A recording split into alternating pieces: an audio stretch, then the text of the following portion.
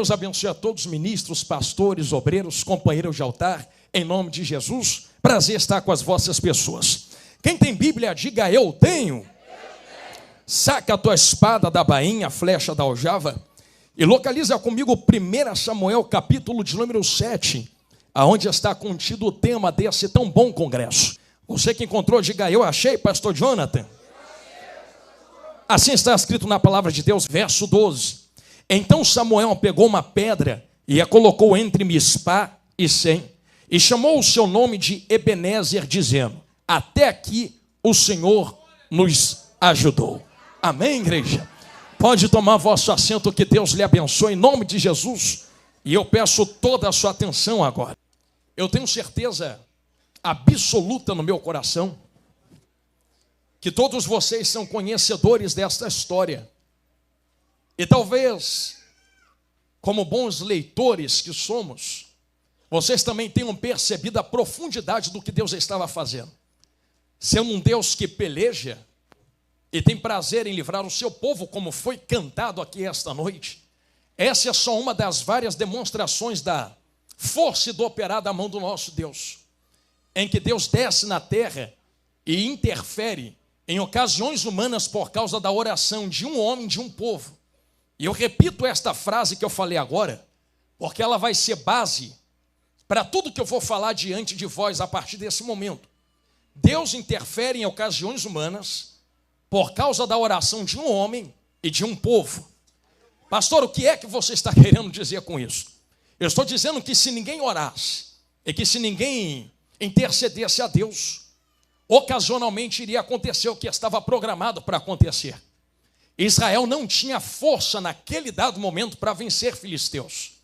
E a prova disso é que, assim como Jesus fala no Novo Testamento, se alguém sabe que não tem como terminar uma obra, então ele não vai nem começar a obra, ou melhor, se alguém sabe que não tem como vencer um exército inimigo, então ele vai até o rei inimigo para tentar propagar paz, porque sabe que não tem forças. Em outras palavras, Jesus não estava colocando foco na derrota, mas na vitória, dizendo que se a obra iniciou, não é para derrota, é porque já foi pronunciado que há condições de vitória. Se foi começada uma guerra, é porque já está determinado nos céus que há condições de vencer essa guerra. Por isso, quando nós trazemos esse pensamento para dentro de 1 Samuel, capítulo 7, intervenção divina é onde há uma impossibilidade de força humana em vencer guerras. E quando os filisteus se levantam contra Israel, os generais dos filisteus, e eu fiz questão de ler com vocês 5 versículos, introduzem no pensamento e no coração dos inimigos de Israel. Os líderes se sobem contra Israel e dizem: se vamos é porque podemos vencê-los. Mas existe um conflito de óticas, porque quem deveria estar acreditando é Israel, e quem deveria estar desacreditando eram os filisteus. Mas me parece que nesse dado momento inverte-se. Me parece que os filisteus esqueceram quem é o Deus de Israel. E eu sei que vai parecer exagerado, mas é necessário Deus lembrar quem é que está com Israel nesse momento. Porque me parece que Israel também havia esquecido Deus no meio da guerra. Afinal de contas, quantas vezes Deus não deu livramento para Israel em meio a batalhas? Quem foi o Deus que abriu o mar? Quem foi o Deus que mandou maná?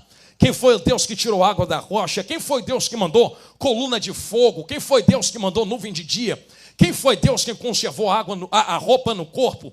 Quem foi Deus que direcionou com a arca pelo meio do deserto? Quem foi Deus que arrancou do Egito? Quem foi Deus que venceu povos enquanto Moisés segurava a vara no ar?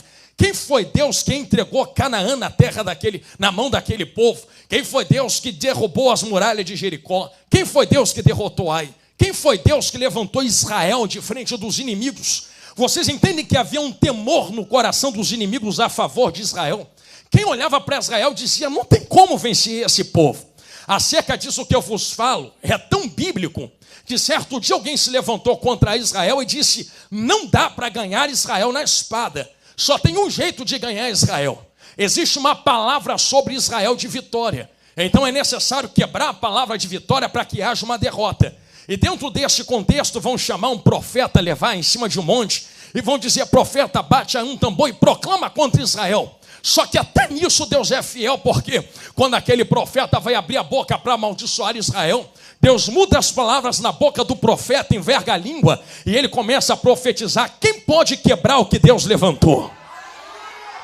Quem pode matar o que Deus deu vida? Quem pode derrotar aquilo que Deus chamou para a vitória? Não a ferramenta preparada que prospere contra Israel, diz o Senhor. Isso aqui é um gatilho para nós entendermos que Israel só vence porque tem uma palavra liberada do céu sobre eles. E não é nesse momento que isso começa. Eu estou engrossando o caldo para vocês entenderem que desde o Egito, se eles saem do Egito, saem porque tem uma palavra operando. E eu vou colocar algo diante de vós, não sei se passou desapercebido quando você leu, mas lembra quando o faraó se levanta contra Israel, porque não conheceram José e seus irmãos, e ele está se espantando com o crescimento de Israel, tentando travar o futuro de Israel. Só que esse crescimento não vem da boca para fora. Quem colocou uma palavra sobre Abraão dizendo multiplicarei a sua semente, foi o Deus que está sentado no trono de glória. O que estava acontecendo com Israel dentro do Egito é cumprimento de uma palavra entregue a gerações passadas. E só isso aqui já dava outra pregação. Tem coisas que acontecem hoje que não foram prometidas hoje. Foram prometidas a gerações atrás, a gerações passadas. Eu mesmo sou prova disso. Se hoje eu estou pregando, é porque lá atrás Deus fez uma promessa para o meu avô, dizendo, eu vou fazer da tua casa a casa de profetas. Aí minha mãe é esposa de pastor, meu pai é pastor, eu sou pregador, meu filho vai pregar também, porque nós somos cumprimento. Ainda não está grávida, mas o pastor já profetizou 2, olha lá, glória a Deus. Se eu falo a vocês dessa maneira, eu digo que eu sou cumprimento de palavras e de promessas. Se Israel está vivendo o que está vivendo, é porque tem uma palavra sobre a cabeça de Israel. E o que os filisteus não conseguem entender é como Israel consegue ficar de pé diante de lutas e guerras. Só que finalmente, nesse momento, eu volto a bater na tecla, parece que há uma inversão de valores. Quem era para estar desacreditado da vitória, está olhando para Israel dizendo, eu acho que agora eu tenho uma chance de derrotar esse povo. E quem era para estar ciente do Deus que está com ele, está dizendo, nós vamos morrer, nós vamos perecer, nós vamos acabar. Qual foi o ponto em que nos definiu a chegar nesse momento da história? O que foi que aconteceu que permitiu que Israel desvirtuasse o seu coração de Deus até o ponto de não crer que Deus é com eles? É por isso que Samuel fez o que fez. E eu fiz questão de ler do verso 7 em diante com vocês. Porque quando Israel ficar sabendo que os filisteus se levantam contra eles, eles vão até Samuel e diz, Samuel, não cesse de clamar por nós. Porque nós entendemos que nós não temos força para vencer essa guerra, para vencer essa batalha. Israel vai pegar um cordeiro, meu amigo tecladista, e vai oferecer inteiro a Deus, queimando em holocausto. E eu quero começar a introduzir esse pensamento com calma no seu coração.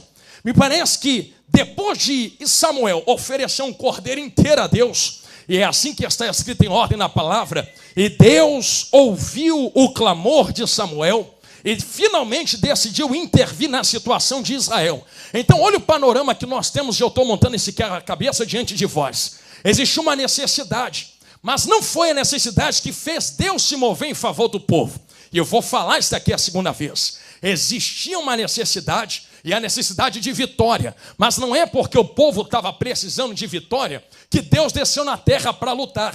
Deus só desceu na terra para lutar quando Samuel entrega um cordeiro diante do clamor do povo. E o povo chegando até o seu líder dizendo, clama por nós, porque nós vamos morrer. Finalmente Deus move a sua mão em favor do seu povo. Então vocês percebem que existe uma programação natural humana.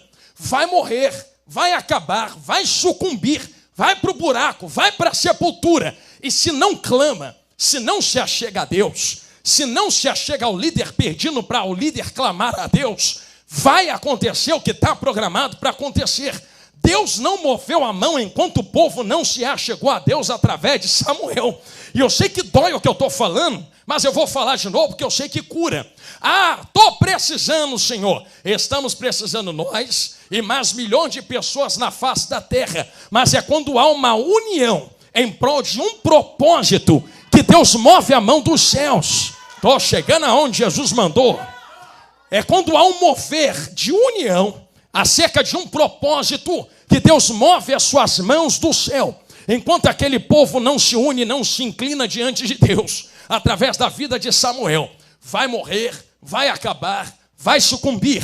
Mas é quando o povo se move a Samuel dizendo, nos ajude, em união clamando ao Senhor, é que Deus diz, agora eu vou trovejar, não vai ter morte, não vai sucumbir, não vai cair. Só há livramento na vida daquele povo, porque há uma união em prol de uma intercessão perante Deus. Se isso aqui ficou claro no coração da igreja, agora eu posso começar a introduzir algumas aplicações e alguns pensamentos, porque o versículo 12, cujo qual o Espírito Santo direcionou os vossos corações, aonde Samuel coloca uma pedra entre Mispa e Sem, e ali ele proclama, até aqui nos ajudou o Senhor, Ebenezer, é consequência de um clamor, e esse clamor gera algo entregue. Então, peraí, pastor, existe um clamor, alguém se coloca diante de Deus, entrega algo a Deus, e esse algo traz livramento a um povo que estava programado para a morte. Sim, eu já vi um sorriso, já vi que tem gente que está entendendo onde estou querendo chegar.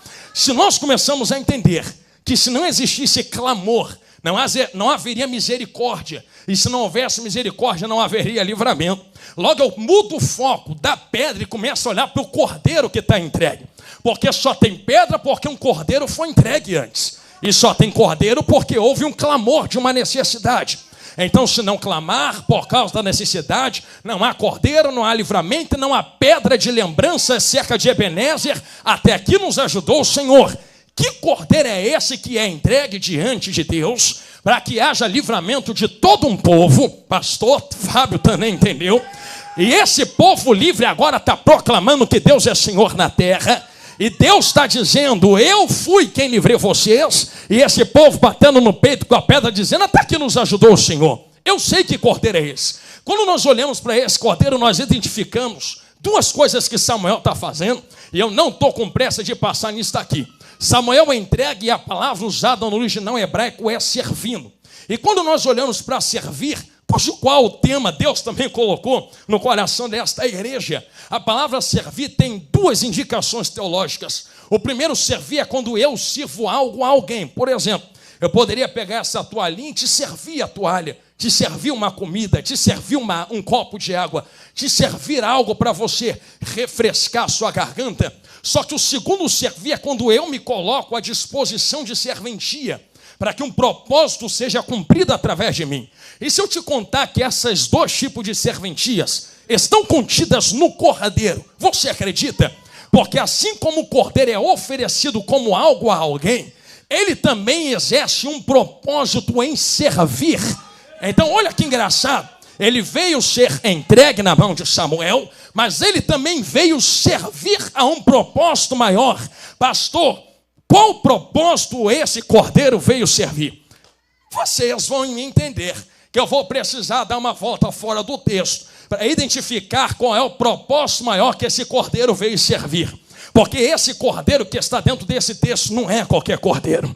Porque esse povo programado para a morte está tendo livramento, porque alguém veio servir e alguém veio ser entregue como serventia.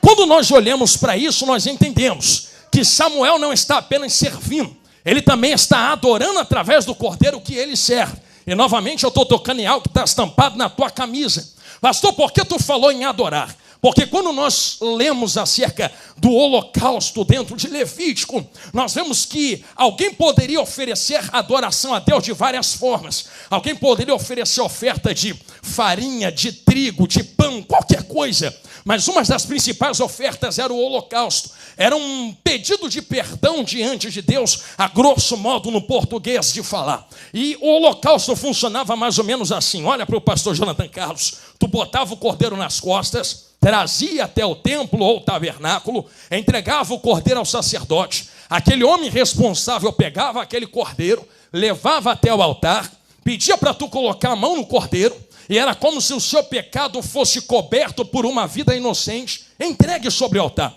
Ele cortava aquele cordeiro, tirava o sangue do cordeiro, e depois de tirar todo o sangue, queimava aquele cordeiro em cima daquele altar, e aquele cordeiro ficava queimando durante toda a noite, e somente de manhã é que o sacerdote poderia tirar a cinza do altar. Ah, pastor, mas por que ficava queimando toda a noite? Porque quem levava o cordeiro precisava entender uma coisa: o pecado não é do cordeiro, o pecado é meu. O cordeiro é inocente, está morrendo no meu lugar. Só que quando eu colocava as mãos e esse cordeiro me cobria, não era só sair saltitando dizendo: agora que ele pagou, o problema é dele, eu vou continuar vivendo a minha vida, fazer de novo, acontecer de novo. O cordeiro tinha que ficar como cinza no altar até o outro dia. Eu quero que você entenda, imagine você no lugar de alguém oferecendo um cordeiro, olhando para aquela cinza no altar. Você vai olhar para aquela cinza e vai entender que um dia aquela cinza já foi um cordeiro. Só que tu também entende que chegou ao nível que chegou por causa do teu pecado, do teu erro. Não era para ser cinza, era para estar vivo saltitando no campo. Só está cinza morto agora porque eu errei, eu pequei, a culpa é minha. Era para eu ser cinza no altar, era para eu estar quebrado no lugar do cordeiro. Só que houve uma substituição. É por isso que o sacerdote estava proibido por Deus de limpar durante o dia, durante a tarde e durante a noite, a madrugada e somente no outro dia. Porque quem olhava, ai, Jesus, vai doer, mas vai curar, precisava sentir o peso do que estava sendo entregue. A pessoa tinha que olhar para a cinza e dizer: o erro foi meu. Isso faz lembrar o que eu fiz. Isso faz me lembrar do erro. O sacerdote limpa a cinza e o sacerdote diria: não posso, continua chorando aí. Por que eu tenho que chorar? Tu tem que chorar porque assim está escrito na palavra: o choro pode durar uma noite, mas a alegria vem quando? Aí pela manhã o sacerdote se levantava, olhava para quem entregou o cordeiro e dizia assim: você já chorou bastante? Você entendeu o peso do que tu fez? Tu está entendendo que não é só pecar, pedir perdão, pecar, pedir perdão, pecar, trazer cordeiro, pecar, trazer cordeiro. Tu tem que entender o que tu está fazendo. Vou tentar não fazer de novo não. Opa, já ganhei um ponto. Porque o ponto de Deus nunca foi tu ser perfeito 100%. Embora Ele nos cobre a busca por algo perfeito. Mas Ele entende que ninguém aqui vai ser 100% perfeito. O que Deus nos cobra é: não fique acomodado no lugar do seu pecado. Caiu, levanta, errou, pede perdão e segue. Tenta não fazer mais. Existem duas indicações do cordeiro entregue no altar. E eu disse que eu ia dar uma volta fora do texto, fique comigo. Pastor, quais são as duas indicações? Ou eu entrego como algo que cobre o meu pecado, já programando o próximo pecado para entregar de novo. Ou eu entrego dizendo: me ajuda a nunca mais fazer o que eu fiz para tu estar aqui no meu lugar. Vocês acham que é o que Deus pede de quem está entregando o cordeiro? Tu acha que se eu colocar o cordeiro como alguém que já está programado para morrer, toda vez que eu pego, não sou eu usando o cordeiro para poder continuar pecando? Agora, se é o cordeiro quem me usa, não eu uso o cordeiro. Quando eu trago o cordeiro, eu digo: o cordeiro me perdoa. Eu não queria ter feito o que eu fiz. A diferenciação é esta: entre alguém que maquina o mal e alguém que não deseja fazer, mas acaba fazendo. Como Paulo diz no Novo Testamento: o bem que eu quero eu não faço, mas o mal que eu não quero acabo fazendo. Isto é perdoável diante de Deus. Por que é perdoável, pastor? Porque eu não queria, mas eu sou fraco, eu acabei caindo, eu acabei errando. Mas o cordeiro veio para cobrir o meu erro, cobrir o meu pecado. Eu dei essa volta e vim até aqui com vocês, parecendo que eu estou fugindo de cordeiro e pedra, para vocês entenderem a intenção do coração acerca do pecado. Eu posso colocar o meu coração inclinado numa programação de pecado, dizendo: é só pecar e pedir perdão. Ou eu posso limpar o meu coração dizendo: Deus, me ajude a não fazer mais isso. Tudo está na intenção do coração. Agora eu vou começar a voltar de novo. Pastor, voltar por quê? Porque Deus poderia ter salvo Israel sem entregar o cordeiro? Poderia. Deus poderia descer, trovejar, abrir a terra, jogar filisteu para dentro, mas não fez. Porque se Deus salva sem o cordeiro ser entregue, e o cordeiro só é entregue por causa de um clamor acerca da necessidade, Deus entende que não é Ele quem está usando Israel, é Israel quem está usando o poder de Deus. Agora eu vou começar a entrar. Pastor, o que é que você está falando?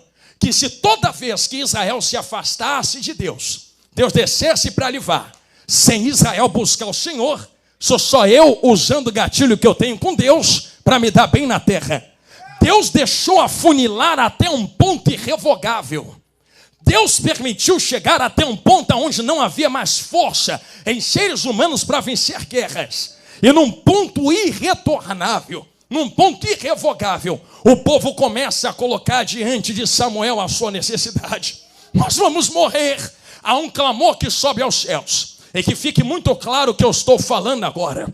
Eu abro um parênteses para testificar isso aqui que eu estou pregando a voz. Deus desceu para livrar Israel dentro do Egito. E assim está escrito na palavra, e vai reclamar com quem escreveu quando tu chegar na glória, que Deus ouve o clamor de Israel que sobe por causa do chicote de Faraó que estala.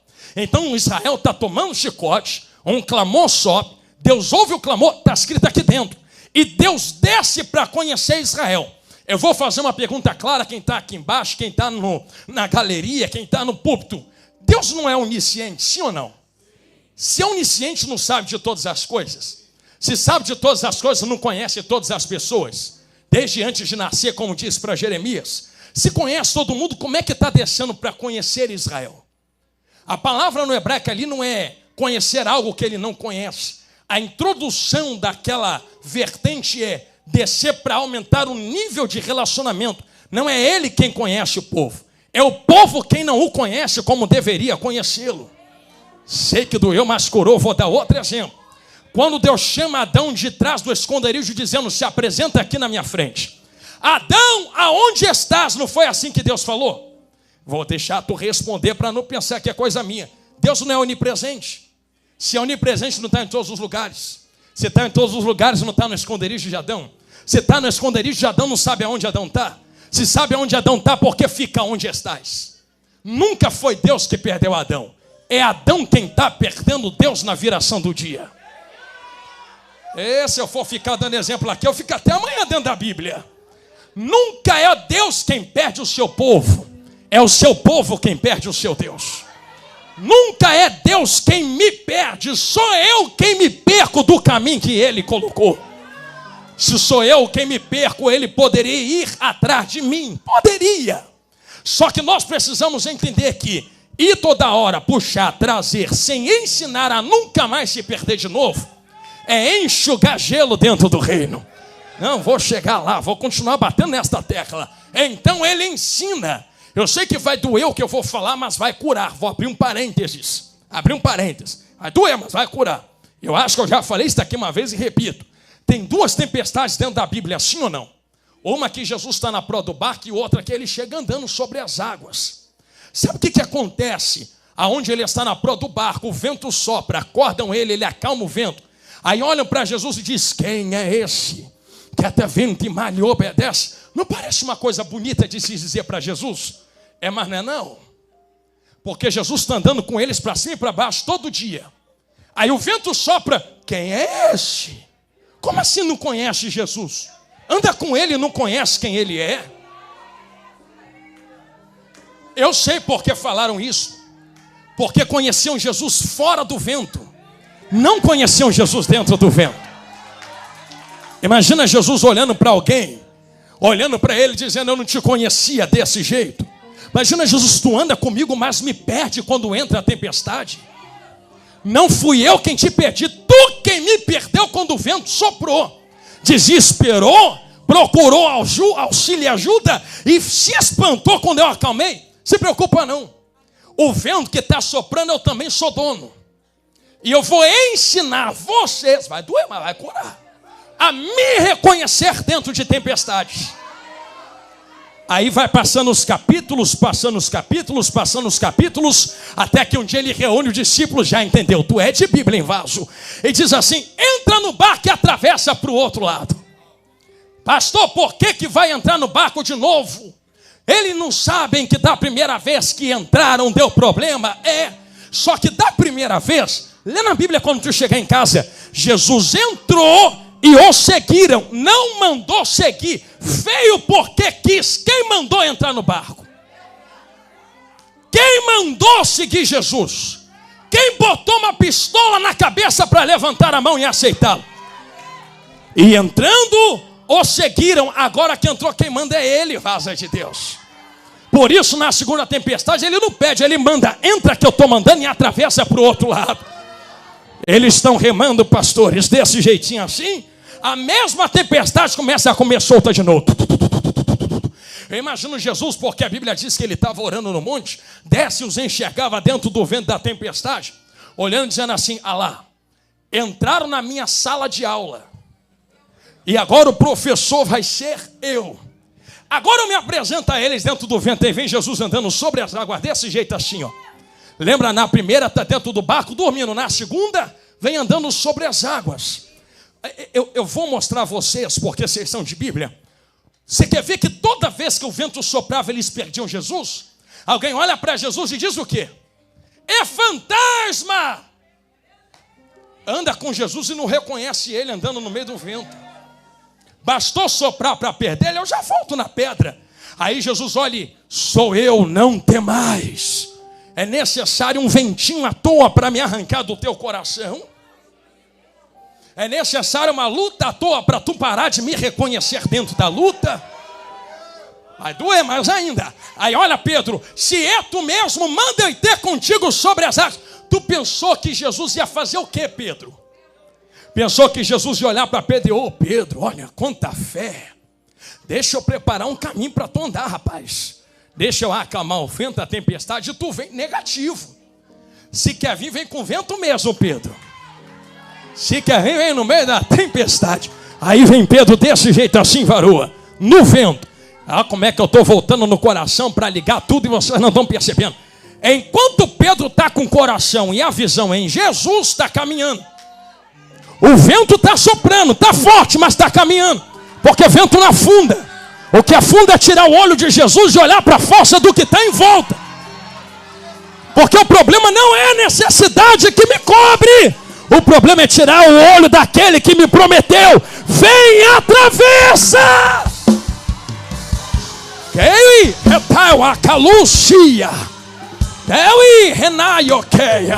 Eu senti um varão passar aqui.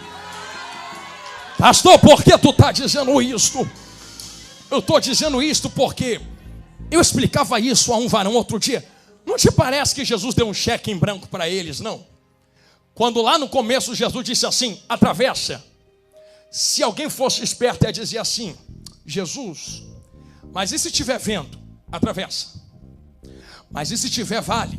Atravessa. Mas e se tiver onda? Atravessa. Mas e se o vento soprar? Atravessa. Mas e se a tempestade comer solta? Atravessa. Mas e se a necessidade me encobrir? Atravessa. Mas e se a falta de recurso bater a porta? Atravessa.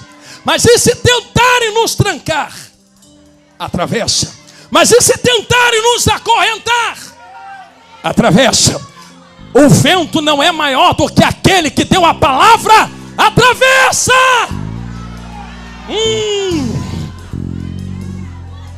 Eu vim trazer um comando de encorajamento a esta casa espiritual.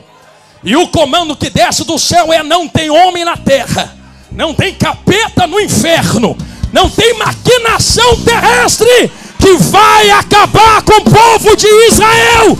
Oferece o cordeiro, clama no altar, que Deus vai mandar socorro. Atravessa, Siloé.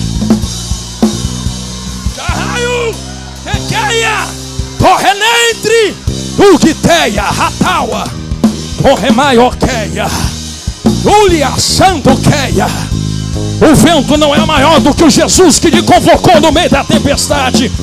Atravessa, atravessa, atravessa, atravessa, atravessa. Será que tu pode pegar na mão de quem está do teu lado esta noite? Me ajude a pregar. Dá uma balançada santa na mão desse vaso. Encoraja ele dizendo: atravessa. Esse vento não é maior que a gente. Maior é o cordeiro que nos chamou no meio da tempestade. Atravessa, atravessa. Elaio, Reneio. Ecaio, Reva. Eu sinto Deus aqui. Aleluia. Se eu conseguir trazer a atenção de vocês, para vocês entenderem que existe uma necessidade, e a necessidade traz o povo diante a Deus. E um clamor sobe até o Senhor. E esse clamor que sobe traz uma resposta de livramento. Então nós começamos a entender que o cordeiro é resposta de um coração voltado em oração a Deus. Foi o povo clamar com Samuel que o cordeiro é oferecido e que Deus desce na terra. Ai, irmãos, como eu amo falar e entender isso dentro da palavra de Deus. Porque agora eu quero crescer. Todo o pensamento que eu vos entreguei até esse momento. Eu sei que vocês já pensaram antes de eu falar tudo o que eu falei. Mas isto que nós estamos percebendo dentro desta palavra não se resume somente a mim, a ti ou a esta igreja. Existe uma necessidade universal. E quando o homem caiu no jardim do Éden, estou começando a costurar. Existe um pecado que cobre toda a humanidade. Mas como o cordeiro não foi preparado na queda, a palavra de Deus diz que existia um cordeiro preparado antes da fundação do mundo. Então Deus não entra no jardim com plano de emergência. Deus entra no jardim com o cordeiro dizendo assim: eu já sabia, está aqui. Por que que Deus é quem entrega o cordeiro universal? E vocês sabem o nome dele, Jesus Grandão da Galileia. Por causa do pecado de todos nós. Porque não havia força em homens para cobrir o próprio pecado. Vocês lembram que eu acabei de tocar 2 minutos atrás, que se alguém pecasse, levava um cordeiro até dentro do tabernáculo ou do templo, sim ou não? Pois é, eu pequei, eu levo. Mas e quando é a humanidade inteira? Percebeu que não foi a humanidade quem trouxe o cordeiro, mas foi Deus quem trouxe o cordeiro, que é Jesus Grandão? Toma a Bíblia, João 3,16.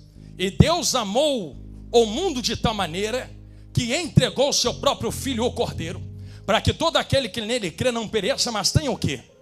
A vida eterna. Então olha que coisa linda. Se eu trouxesse um cordeiro a Deus, é porque eu ofendi Deus. Eu vou repetir. Se eu trago um cordeiro é porque eu ofendi. Então ele é o ofendido e eu sou o ofensor. Só que nesse dia o ofendido está trazendo oferta pelos ofensores. Eu vou repetir isso aqui que eu acabei de falar, porque é base para o que eu vou falar agora.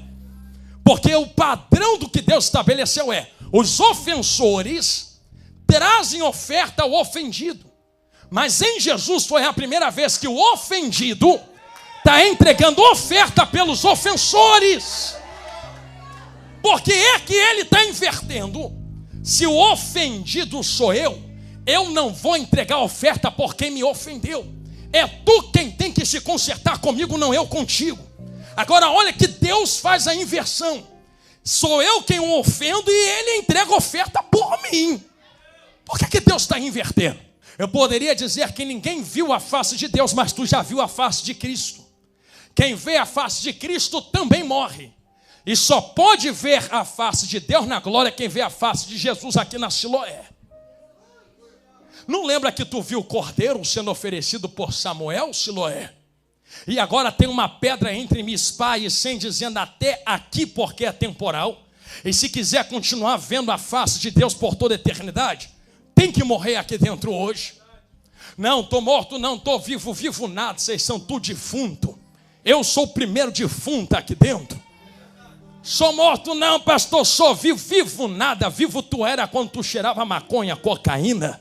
Quando tu fumava maconha, bebia cerveja até 10 da manhã, de uma madrugada para outra. Lá tu estava muito vivo, muito viva. Só que Jesus te olhou e falou assim: não, vivo tu não vai conseguir chegar a lugar nenhum não. Para ser um com a rocha e entender o sacrifício do cordeiro, vai ter que morrer. Agora eu entrei aonde Jesus mandou. Ah não, mas eu não quero morrer. Mas tu quer ver a face. E todos que veem a face, acontece o quê? Morre. Como é que tu quer ver a face, mas não quer morrer? Só vê a face lá quem já viu a face aqui. Ah é, pastor? E quando foi que eu vi a face? Eu vou jogar a peteca para vocês. Lembra de quando tu levantou a mão para aceitar Jesus? E disse: eu quero a sua glória na minha vida. Naquele momento tu morreu, tu viu a face dele. A partir daquele momento Jesus falou assim: tu não vive mais, sou eu quem vivo em ti. Está morto. Se você está morto, quem manda agora aí não é mais tu, É Ele. Agora você está na lasca, no caminho da penha. Você está conectado com a rocha. E existe uma pedra entre Mispa e Sem. Por que Samuel coloca a pedra? Para toda vez que alguém de Israel passar por ela. Eu vou repetir algo que eu falei há 20 minutos atrás. Lembra das cinzas no altar? Agora não é mais cinza, agora é pedra. Só ele entendeu, vou falar de novo. Agora não é mais cinza, agora é pedra. Quem passa não vê mais cinza, quem passa vê pedra. Porque cinza é algo que está morto, pedra é algo que morreu, mas ressuscitou. Quando eu olho para a pedra que morreu, mas ressuscitou, eu lembro.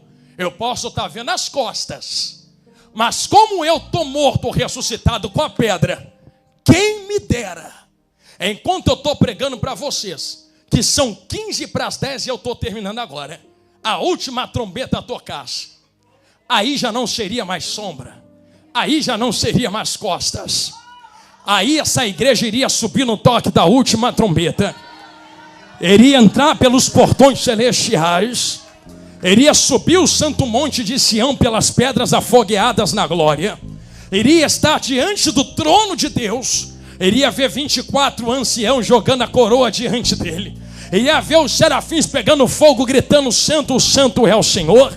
E iria olhar para Deus e um dia alguém viu sombra, lá na terra viam as costas, mas agora eu estou vendo como tu é, vejo a sua face. Um povo que estava condenado à morte, mas porque houve um cordeiro, também houve pedra. Agora está vendo a face de Deus. A peteca está lançada a vocês. Quem era para tu ser antes de estar aqui dentro dando glória? Tinha gente, eu vou repetir o que eu falei 2 anos atrás aqui, que numa hora dessa, sabadão à noite, tu estava onde, filha de Deus? 10 anos atrás, 15 anos, 20 anos, quem tu era? Lembra de quando tu rodava a bolsa na esquina? Lembra de quando tu estava de fuzil em cima da favela? Lembra de quando tu estava saindo uma hora dessas para assaltar, para roubar, para matar 10? Lembra de quando tu estava agarrada no vício da maconha, da cocaína, da cerveja, das coisas erradas? Lembra de quando você estava escravo da infidelidade, não conseguia parar de fazer o que a tua carne mandava? Mas o Senhor passou com a glória e te botou na fenda, na brecha. Tu morreu, não é mais o que era. O que tu é agora? Agora tu vê as costas, para um dia ver a face. Deus foi lá naquela lama onde tu estava, te buscou em glória, como foi cantada aqui esta noite, e te botou na brecha da penha, na brecha da rocha. Eu só olho de fundo aqui agora, porque vivos estão lá fora. Aqui só tem morto ressuscitado. E Jesus vos libertou do vosso pecado para vos dizer: vocês estavam condenados, povo de Israel. Vinha uma multidão para te destruir, mas no clamor de Samuel o cordeiro foi entregue para agora ter uma pedra. Deus trovejou do céu. Quem era para matar morreu, quem era para morrer viveu. E estamos a caminho da glória no toque da última trombeta. Eu não pedi para tu fazer isso agora, mas vou te pedir no final da pregação. Você pode pegar na mão de quem está do teu lado aí. Isto, não largue da mão dela, não largue da mão dele. Você vai profetizar algo sobre a vida desta pessoa. Pastor, vou profetizar o quê? Se tu puder olhar bem escancarado dentro do olho dele, do olho dela, como eu sempre digo, aquele olhar 007 que só pentecostal sabe fazer, e aquele sorriso lindo que só quem vai morar no céu sabe dar. Se tu puder fazer uma pergunta com todo respeito a ele, a ela, dizendo quem tu era antes de Deus te colocar na brecha. Pode dizer: você não era ninguém, você estava todo errado. Diga: lembra de quando Jesus te lavou com sangue? Lembra de quando Deus te colocou na brecha da rocha? Lembra de quando o Senhor colocou a pedra no meio do caminho? Toda vez que Satanás te acusa dizendo vai morrer, está em pecado, é só olhar para a pedra e dizer: o salário já foi pago, vivo não mais eu, Cristo vive em mim. Eu sinto uma graça de Deus se pousar nesta casa. Eu não sei como tu entrou aqui dentro, mas eu sei como tu pode sair. Eu lhe dou 30 segundos do tempo que eu tenho para tu abrir tua boca e agradecer a Deus. Está entre Mispa e Sem. Por isso gritamos, Ebenezer. Deus parou a eternidade para te alcançar no teu buraco. Qual é o agradecimento que tu dá a Ele agora? Eu só posso entregar meu coração inclinado no altar. Então tu tem 30 segundos para fazer isto agora. Ao Deus que dividiu a eternidade para te alcançar. O ônibus está parado, a porta está aberta. Sobe quem não quer ficar de fora. Mas quem quer será renovado de poder e glória agora.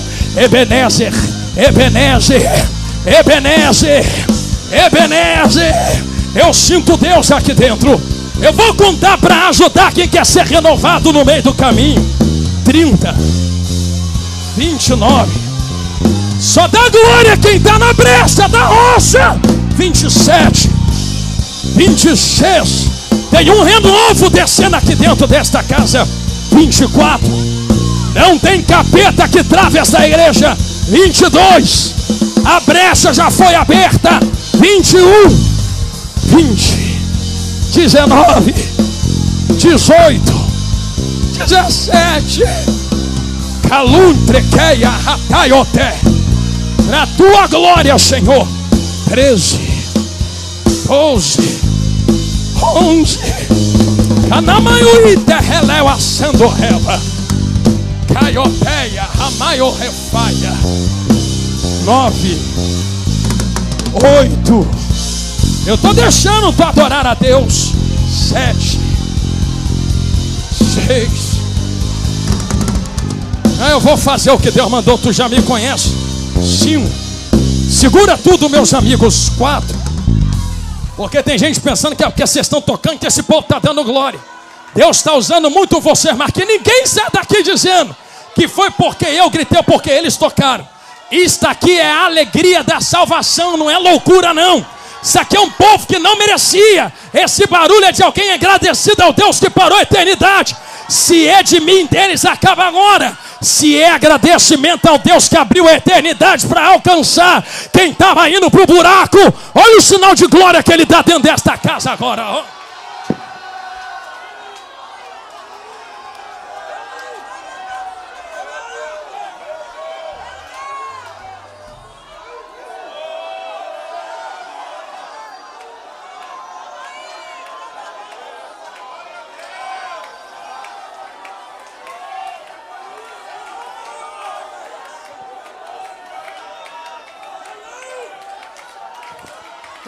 Santo que teia, calaio remaia súria.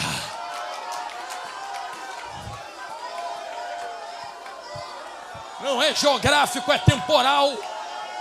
Se fosse geográfico, Ebenezer, Deus não te arrancava da onde tu estava, porque dependia da geografia para tu ser alguma coisa. Mas não importa da onde tu veio ou aonde tu está. Importa o Deus que está vindo além do tempo para te resgatar aqui esta noite. E eu quero fazer um convite a quem me ouve. Aproveitando que 80% da igreja está sobre os pés, eu quero convidar quem ainda está sentado, fique de pé em nome de Jesus. Eu quero fazer um convite a você. Pastor, qual convite você quer fazer? Eu não sei como tu entrou aqui dentro esta noite, mas eu sei como você pode sair.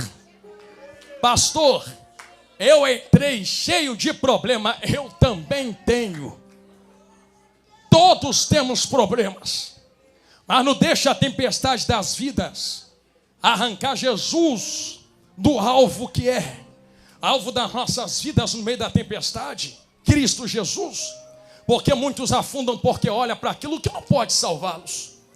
Mas o Deus que parou a eternidade para abrir a porta de um ônibus eterno para tu entrar, está aqui te dando a solução da salvação.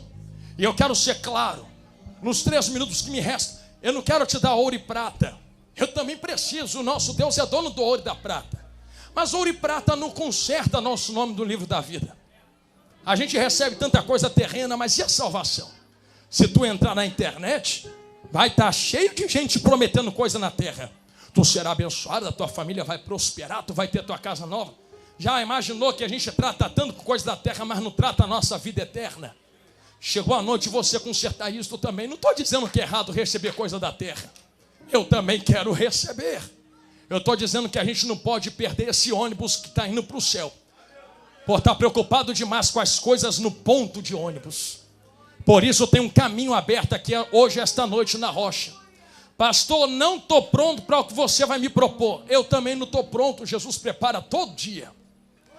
Eu estou com vergonha, tem muita gente aqui me olhando. De quê?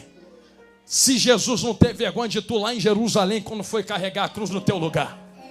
E se o Cordeiro olhasse para a cruz e dissesse, tem muita gente me olhando, vou morrer por aquele povo lá na Siloé, não.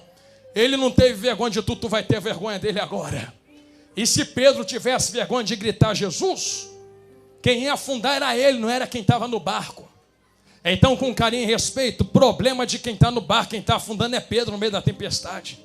Tu vai morrer por causa de gente que está te olhando, te julgando. Quem vai morrer é tu, não é quem está te olhando.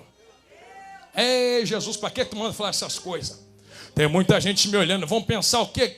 Deixa pensar, quem está morrendo é tu. Por não gritar socorro no meio do vento, aquele que pode te ajudar. Estende as mãos aqui para frente, igreja, em nome de Jesus. Deus de Abraão, de Isaac e de Jacó, tu que responde ao seu povo com livramento e socorro, tu que colocou a pedra de esquina, Senhor, nós lhe rogamos e lhe invocamos agora.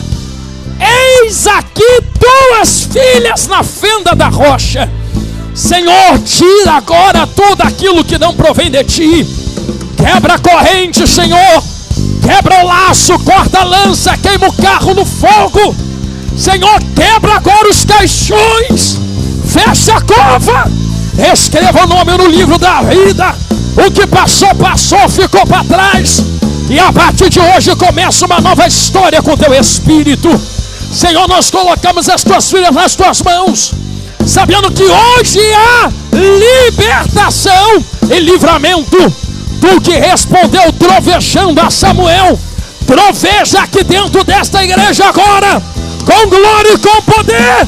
Toma esta casa nos quatro cantos e libera sinal de glória entre nós, como resposta de que tu ainda és o Deus que cura, tu ainda é o Deus que dá vida e que levanta.